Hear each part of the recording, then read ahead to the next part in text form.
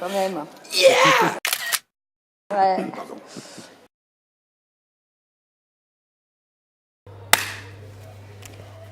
Bonjour Majid Cherfi. Bonjour. Alors vous venez de présenter votre dernier livre, Ma part de Gaulois, au Théâtre Sorano.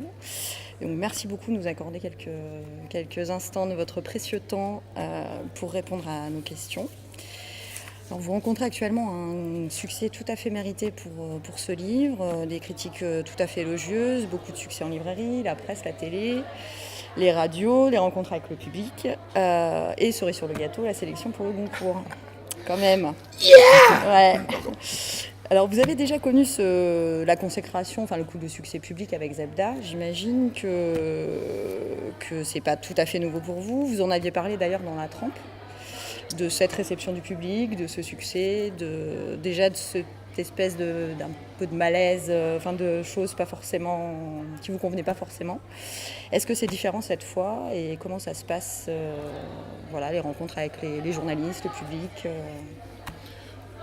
Bon, alors j'ai envie de vous dire que là j'ai atteint un certain âge où il y a une forme de zénitude implacable presque qui s'est emparée de moi en me disant bon, t'as fait le taf, en m'adressant à moi, et que presque une envie d'être dans une espèce de température agréable comme ça, avec quiconque, quelque interlocuteur qui soit, l'envie de ne pas être désagréable et quitte à ce que ça en perde du sens, mais être agréable avant tout, parce que ça m'a beaucoup manqué moi à divers moments de la vie.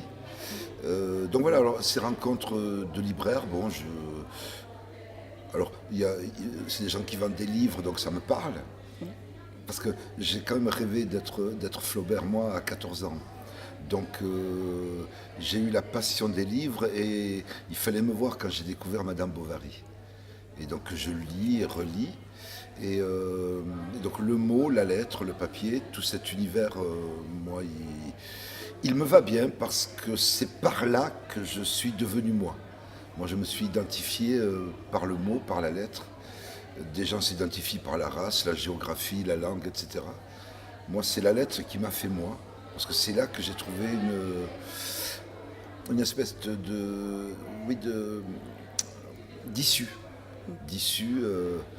Parce qu'à un moment, on se dit, ou on se dit pas, qui suis-je? Et moi, cette question m'a interpellé très tôt. Et voilà. Très bien. Donc tout se passe bien. Donc tout se passe bien, oui. Parfait.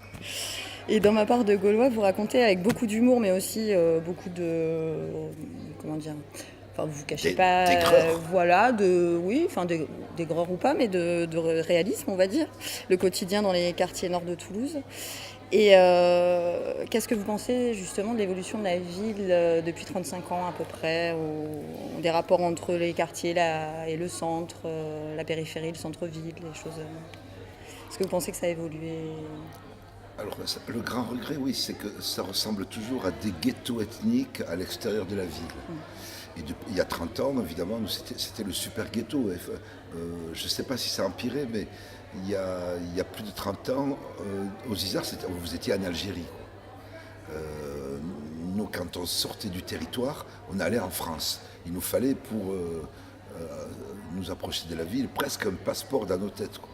Et donc on y allait, on sortait du quartier avec une espèce de méfiance, et presque avec une arme, des fois que des blancs nous attaqueraient. Et alors, c'est moins caricatural, mais il y a quand même une espèce de frontière entre le territoire des Arabes, Mirail, Ampalo, Isard, que sais-je, des immigrés, maghrébins, musulmans, entassés les uns. Et on continue, on ne sait pas pourquoi. On a beau dire depuis très longtemps mixité sociale, espèce de truc incantatoire, comme le mot république. La république doit s'imposer. Elle ne veut plus rien dire dans la tête des pauvres. Et donc le grand drame, c'est ça, c'est que on n'a pas su construire une cité de fraternité, se donner les moyens de faire habiter les uns avec les autres, de s'habituer à la différence et d'établir un état de confiance. Et voilà, et 40 ans après, il y a toujours les Français et les Arabes, les Français et les Noirs, voire d'autres. Mais en particulier musulmans, noirs et arabes, c'est un triptyque que la République a du mal à digérer. C'est sûr. Alors vos références littéraires et musicales telles que vous les citez dans votre ouvrage, c'est entre autres Steinbeck, Flaubert, Maupassant, Brassens, Les Clash et Bernard Lavilliers. Est-ce que c'est des choses que vous lisez toujours, que vous écoutez toujours, et éventuellement est-ce qu'il y a d'autres au niveau des artistes contemporains, d'autres personnes dont vous vous sentez proche actuellement? Oui, alors pour la musique, c'est vrai, donc il y avait le triptyque Brel, Brassens, Ferré, que j'ai découvert voilà, au lycée. La littérature, c'est vrai, je suis marqué par la littérature du 19e, parce qu'en fait, c'est au collège, au lycée, et, euh, et je découvre une langue, par ces bouquins-là, je découvre la France, en fait, et je découvre ce que c'est qu'être français. Alors il y a tout un patrimoine, c'est des univers entiers, et moi, le patrimoine m'a manqué à moi, puisque du côté de mes parents, c'était, bon, ton histoire c'est la guerre d'Algérie. Donc c'était un peu court quand même pour nous faire vivre. Et là où j'ai basculé dans la modernité, c'est avec le hip-hop. Voilà, j'aime tout le hip-hop français, même quand il est stupide, dégradant, homophobe, etc. J'essaie de lire le cri de détresse qu'il y a derrière. Et j'aime l'idée de l'urbanité. Et je continue encore aujourd'hui à être très fan de tout ce qui est urbain, hip-hop. Ouais. Et en me disant, mais à quand des textes intelligents et à quand des textes féministes et pas homophobes? Il y en a, ça commence à venir, mais c'est pas ce qu'on entend le plus, on va dire. Mais qui est l'énergie voilà, la vitalité du hip-hop, mais avec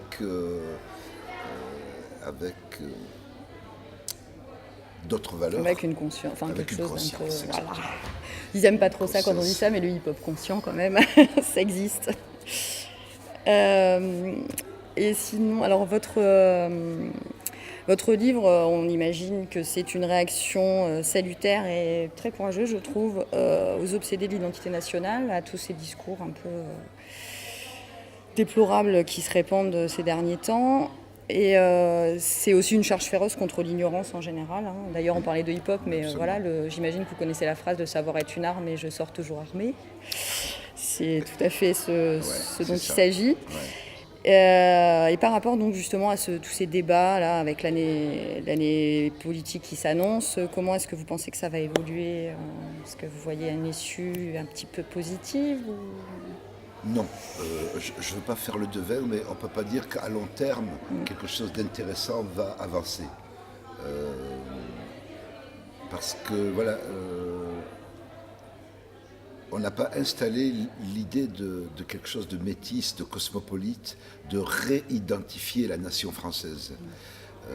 Parce qu'on a peur que quelque chose bouge, donc voilà, c'est le drapeau français, Marianne, le bonnet phrygien, la Marseillaise, l'église, les traditions du bocage normand et du Baquercy, le foie. Bon, ils tiennent à ça.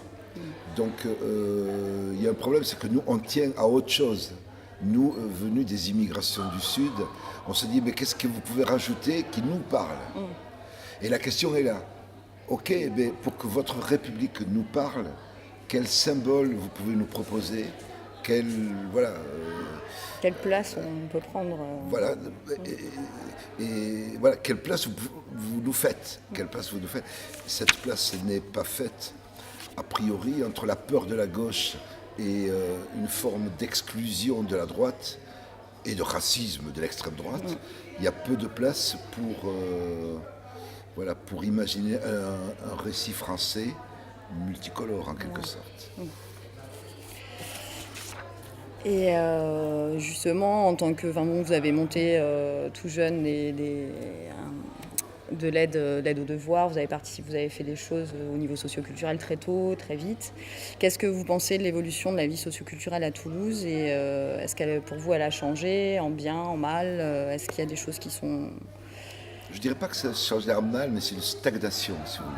Il y a quelque chose qui stagne parce que justement, il n'y a pas idée de faire évoluer ce qu'on dit, ce récit. Et donc, les quartiers, entre autres, il n'y a pas de passerelle entre la ville et les quartiers et la ville. Donc on fait semblant, il y a des faux semblants, mais depuis 30 ans, tout le monde parle de passerelle, mais elles ne sont pas là. Alors il y a un métro, donc on nous dit, bon, lave-la à la passerelle, mais ça ne suffit pas. Il ne suffit pas de transporter les gens, il faut qu'il y ait du sens à l'aller et du sens au retour. Donc ils aient une raison de venir aussi, les gens. Voilà. Très bien. Et pour finir, petite question typiquement toulousaine. Quels sont vos endroits préférés à Toulouse pour une balade, boire un verre, aller voir un film? Je sais pas, qu'est-ce qui vous plaît toujours dans votre ville? Moi, je vais plutôt à l'ABC si on parle de cinéma, parce que voilà, c'est dans mon territoire. Alors, je fais trajectoire minime, pendule minime, Arnaud Bernard. Arnaud Bernard, le lieu qui s'appelle Maison Blanche, parce qu'il y a des amis donc, qui s'en occupent, dans un bel état d'esprit. La Casbah, restaurant, c'est juste à côté. On remonte vers Saint-Cernel, le Saint-Cernel, l'ABC. Voilà un peu ma géographie culturelle de Toulouse. Très bien. Mais merci beaucoup. Eh bien, merci à vous.